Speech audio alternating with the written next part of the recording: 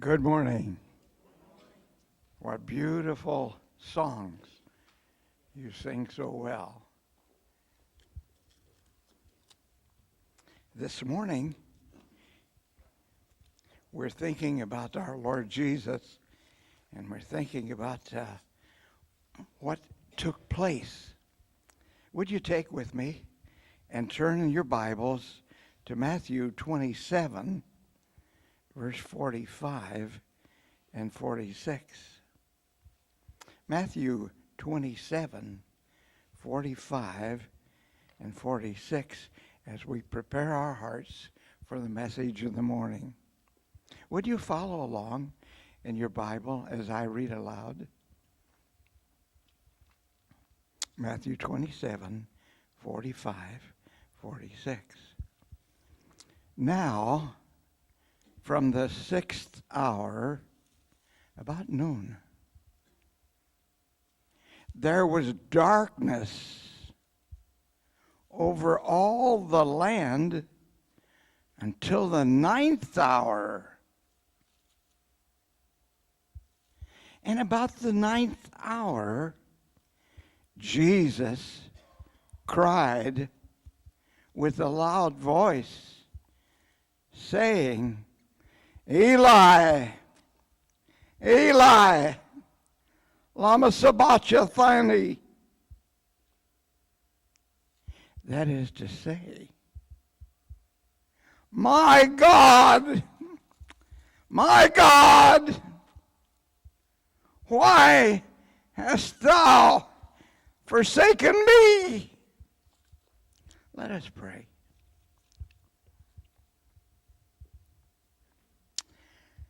Lord, we thank Thee that You help us look in the Word and see exactly what happened.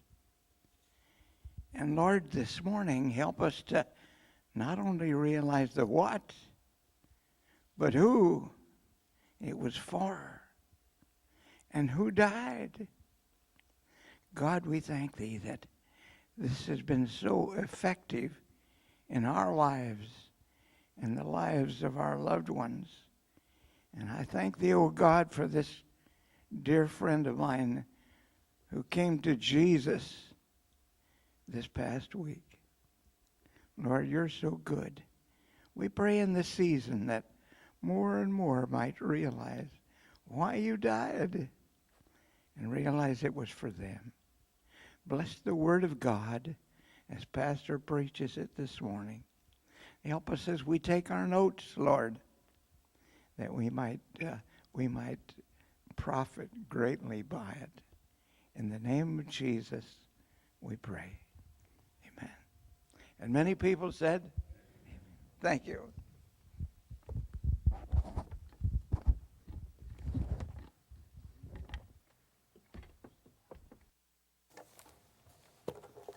Thank you. Good morning. It's good to see all of you. Returning from the California Association of Regular Baptist State Conference. Their Bible conference in Redding this year was a very good conference. We had wonderful people that came and spoke. Give you a short report of what took place there. John Feinberg was one of their main speakers for our conference, dealing with pain and suffering. His wife has Huntington's disease. You're familiar with that because one of our own church members is dealing with the same problems of Huntington's, Tim. He has not talked to his wife in 2 years. He goes through and shares with everyone the problems of finding out that you have Huntington's and then how to deal with it. It was a blessing to everyone. Then we had speakers from a creation perspective. Understanding what does evolution have to offer compared to creationism? Which one is right? How do we respond? And God's creatures have come in to hear the Word of God today too.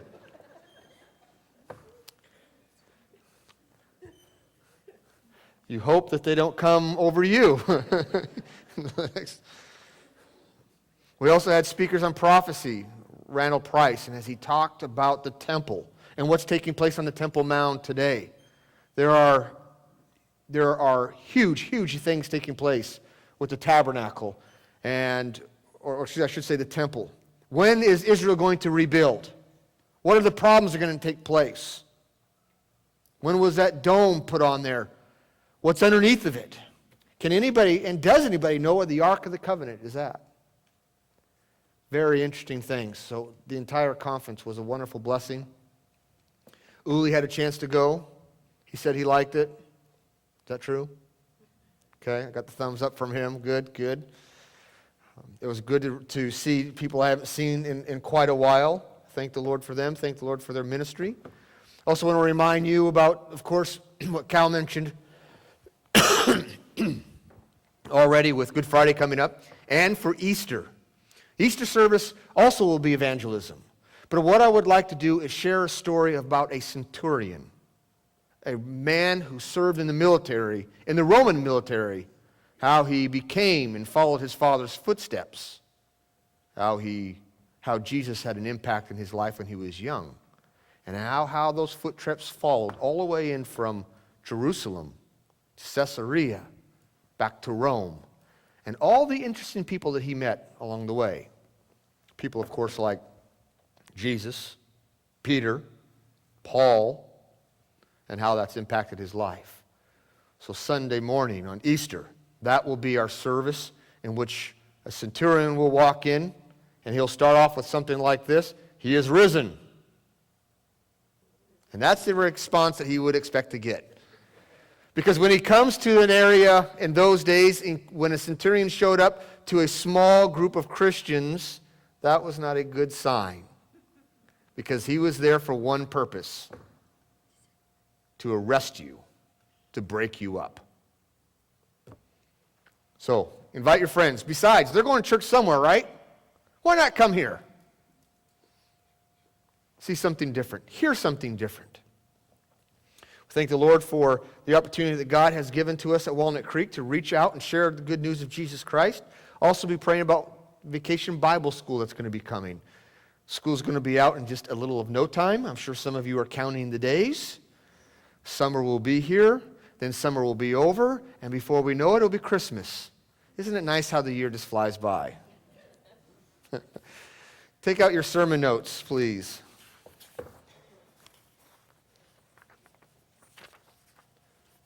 You do not have a lot of fill-ins, but you have some fill-ins. We are going to be spending our time in Matthew chapter 27, verse 45 to 46. Will be in other passages also. Heavenly Father, we thank you for the blessing of hearing your word. We know that faith comes by hearing. We also know, Lord, that it is a privilege for us to carry your inspired word in our hands, and it is profitable for each and every one of us. It's profitable to cause us to grow in your grace. We ask that you'd open our hearts and our minds, and as our minds have been encouraged to lift up your character, your holy name, as we did so this morning with music, may your words today draw us closer to you.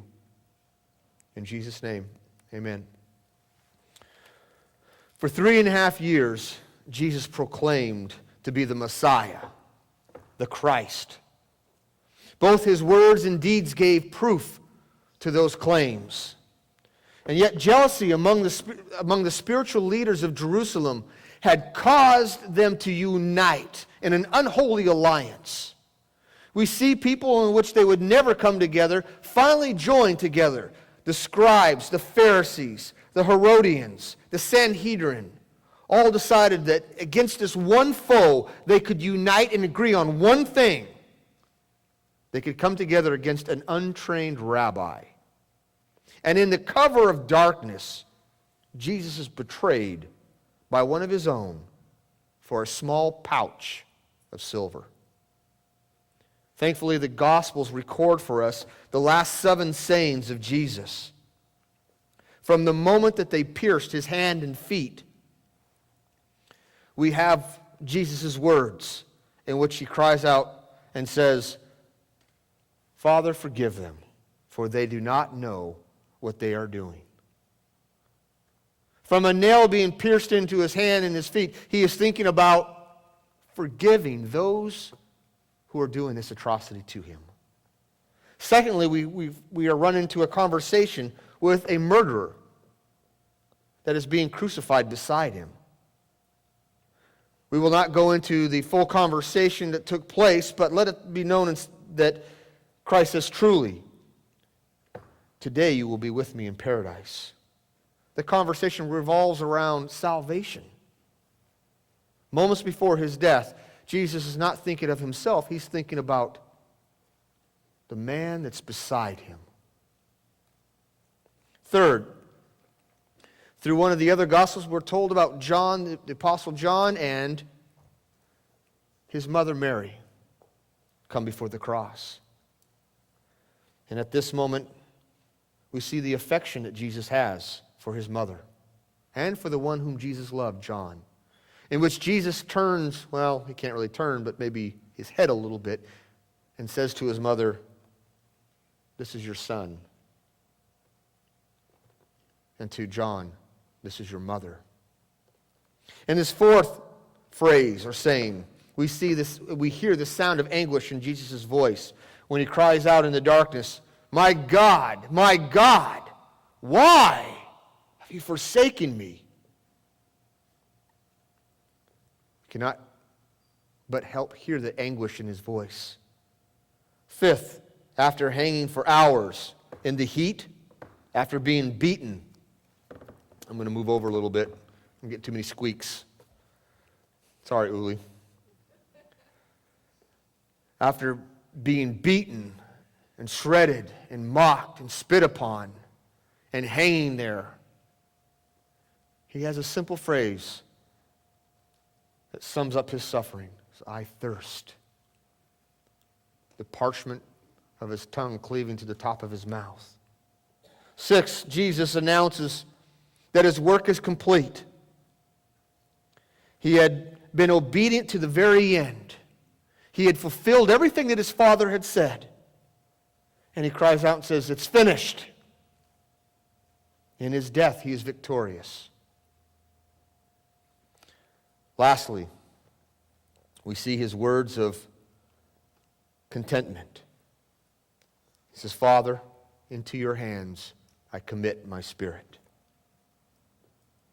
This morning our text draws our attention to Jesus' fourth saying, the sound of anguish. For in the 3 hours there was a supernatural darkness that covered the land. And in that darkness we hear him cry out off the cross, my God, why have you forsaken me?" In your fill-ins, we have the cry of the forsaken. The cry of the forsaken reveals his emotion. We may not think of Jesus as being an emotional person. We may not think of Jesus as being a person who feels the pain that we feel or deal with the emotional pains that we deal with of being abandoned. And yet we see in this short span of time here that a man who is crucified on the cross is suffering, just like you would suffer. But we're not dealing with the pain of suffering at this moment. We're dealing with the emotional suffering, the feeling of abandonment. He is human like you and I. And yet, in my own mind, I've raced and think, because he's God, he wouldn't feel like the pain that I would, because if I was God, I would have all that pain numbed away. I would do something miraculous and just go through the motions. Because who willingly wants to go through pain? Physical pain is one thing, but who wants to go through the emotional pain of being separated? Who wants to go through the pain of being beaten and humiliated? Or worse, thinking that you have been forsaken by God. The hours before, God the Father had declared to him in a bright cloud, announcing to all, "This is my beloved Son, in whom I am well pleased. Hear him." Now that brightness is gone. And instead of brightness, there is a darkness. The voice of the Father is replaced with silence. And the 3 longest hours of creation, Jesus is alone, completely abandoned. During one of King David's times of being chastised, he wrote this. He said, "O Lord, do not forsake me. Oh my God, do not be far away from me." The psalmist experienced a time in his own life when he interpreted his distress and suffering as a judgment of God because of sin that was in his life.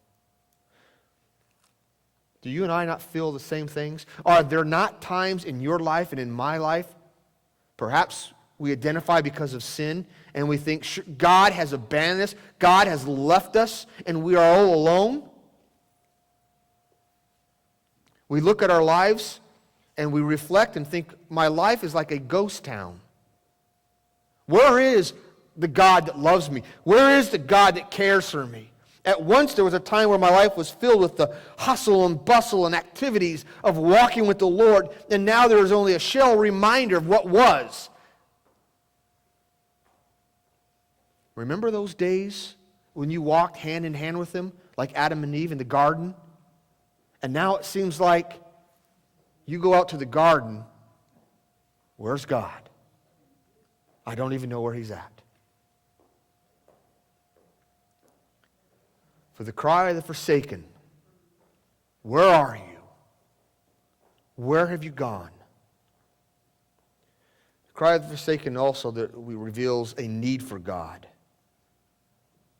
There's a plea for intimacy. Jesus needs the Father.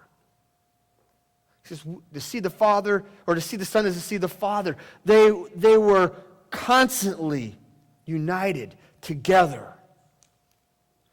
As we see how Jesus interacted with God the Father, that's the relationship that Jesus is trying to pass on to the disciples and say, this is the walk that you're supposed to have with the Father, the walk that I have. In fact, John later on tells us in 1 John, he says, we have felt Him, we have touched Him, we have handled Him. We want you to have the same relationship that we have with the Son, because the Son has the same relationship with the Father. And do we not strive for that same type of intimacy? And yet here, on the cross, in these 3 hours, the Lord reveals that He has forsaken, His soul has been forsaken, and He has a need for God. The lost soul reveals that he needs the Lord. And he cries out and realizes, I need God. I didn't know that I needed Him before, but boy, I need Him now. I don't have God. Is that not something that the Lord God stirs up in your heart and my heart? Was there not a time in your life when you walked about thinking, I've got it all under control? My life is perfect. I've got my kids, or I've got my wife, or I've got my job, or I've got my car, or I've got my hobbies. And yet God finally revealed how much your life is empty without having Him. And then you realized and cried out, oh God, I need You. Without You, everything that I've acquired is useless. It means nothing. John 3:18 says, he who believes is not condemned, but he who does not believe is condemned already, because he has not believed in the name of the only begotten Son. Anyone who calls on the Lord will be saved. What a blessing to know that God hears our cry. But at Golgotha, the place of the skull, God did not hear the cry of Jesus. God was silent in response. And Jesus cried out in anguish, my God, why have You forsaken me? Let's try to answer that question, if we can. Brings us to our second point. It's a cry of separation. It's a cry of separation. You see, when Jesus took Peter, James, and John into the Garden of Gethsemane to pray, he told the disciples that his soul was exceedingly sorrowful. He took the inner disciples and, guys, I am grieved about what is about to take place, even unto death. And then he distanced himself from them. And he just asked them to pray for a little bit. Pray. Watch and pray. And he speaks to God the Father and says, if it's possible, O Father, let this cup pass from me. Let this cup of bitterness, if it's possible, pass. For this cup of bitterness would separate him from everyone. It would separate him from those that he loved, and Jesus knew it would also separate him from the Father. What does this whole cup cover when we talk about separation? Well, let's take a look at that for a moment. You remember when Jesus was walking towards them, we see the crowd. How does the crowd respond to Jesus? Did they not mock him? You're in Matthew 27. Go to verse 38. It says, there's two robbers that were crucified with him, one on the right and one on the left. And those who passed by blasphemed him, wagging their heads and saying, you who destroyed the temple and built it in 3 days, save yourself. If you're the Son of God, come down from the cross. If you really are God, prove it, show it, and we'll believe. So the people who are walking by said, hey, show us. Then we've got the rejection of the Jews. If he thinks he is the king of the Jews, let him prove it. Verse 42, he saved others, and he cannot save himself. If he is the king of Israel, let him come down now from the cross, and we will believe him. That somehow, if he could come off the cross at this very moment, all of a sudden everyone now will believe, now will repent, now will accept him. Verse 43 says, he trusted in God, let him deliver him now. And yet, during those 3 hours, as Jesus is calling out, God is silent. Jesus vocalized his desire to say, God, where are you? In response, God says nothing. There's none to help him. Mary is standing there watching and weeping. King David said, I've never seen the righteous forsaken. But Jesus is the righteous one, and he was forsaken. He was completely separated from everyone. It is the cost of sin. It is sin that separates us from God. It is sin that caused Jesus to be separated from the first murderer to the last liar. Sin carries a wage that must be paid. Remember Romans 6:23, for the wages of sin is death. Whose death? Yours? Mine? Just as through one man sin entered the world, and death through sin spread to all men, because all sinned. Me, you, our neighbors, we all sinned. And the time had finally come for the wages of sin to be paid. Jesus was made sin for us. He bore our sins on the cross. Sin separated him from God. Isaiah 59 verse 2 says, but your iniquities have separated you from your God. Your sins have hidden his face from you, so that he will not hear. Oh, when Jesus said, my God, and for the first time, the Father does not respond. In the darkness of those hours, God the Father was judging sin. In the darkness of that time, all the sins of the world were being dealt with. Jesus was being made propitiation for you and me. The righteous and holy demands of God were met in full, satisfying his wrath completely. In a sense, what was taking place, God was taking the blood of the Lamb, Jesus, and putting it over each one of us, just like Moses did at Passover. Slaughtered a lamb, put it over the doorpost, except the doorpost is right here. And the person's blood was the Christ. Death and Hades are destined to be cast into the lake of fire and separated from God forever. But you and I do not have to be separated. For in the moment when Jesus cried, my God, why?" there was also another cry that came out. In that same cry, there's the cry of love, our third point. Remember when Jesus was talking to the disciples in John 15, verse 13. He says, "Greater love has no one than this, than to lay down his own life for his friends." We cannot recognize the full effect, the full weight of love until we weigh it against God's wrath against sin.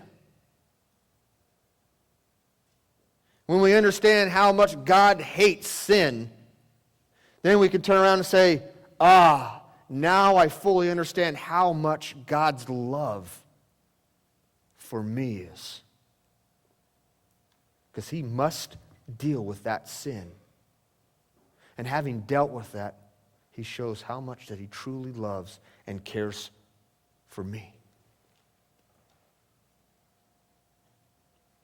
Christ said, if it was possible that I could save somebody save the entire world and not have to drink this cup. Is there a way around this? Is there another means in which Christ could have saved you and me and not have drank that cup? No, unfortunately. He had to go through to the bitter end. From your sin to my sin. Sometimes the serpent overemphasizes parts of God's word, teaching us or trying to prove to us that if we can just believe part of the truth, God will accept this. Will accept us. This idea that God loves everyone, and God is just so merciful that He will never punish people for their sins. And oftentimes we go, "Oh yes, God does love you. God really doesn't want to punish anybody." That's true. He doesn't want to punish anybody, but He does have to punish somebody. Would you rather Him punish you? Or would you rather Him punish Jesus? That's kind of a different way of looking at it. Instead, Jesus steps forward and says, "I'll take your punishment upon myself. I'll become your sin, and I'll stand before a holy and righteous God. I'll be your offering." And He became that offering for us. For if you and I stood at the cross, what would you offer the Lord God? Our righteous deeds? No. If you and I stood at the cross, would you say, "I would take Jesus off the cross and help Him"? You and I would stand there like the mockers, and we'd probably join in. You and I would mock the Savior. Or we would run away and hide like the disciples. And yet, throughout that entire time, God was demonstrating His love towards you and me. In the time of darkness, God showed His love to the entire world, that He sent His only begotten Son. And in hours of darkness, dealt with all of the world's sin. So as Christ is crying out, my God, why have you forsaken me? You are forsaken so there would be no condemnation to all these people here at First Baptist Church.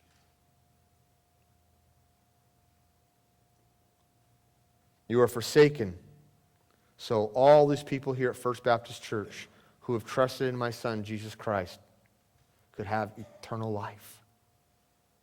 You are forsaken to demonstrate at this present time my righteousness and that I am the justifier of those who have faith in me.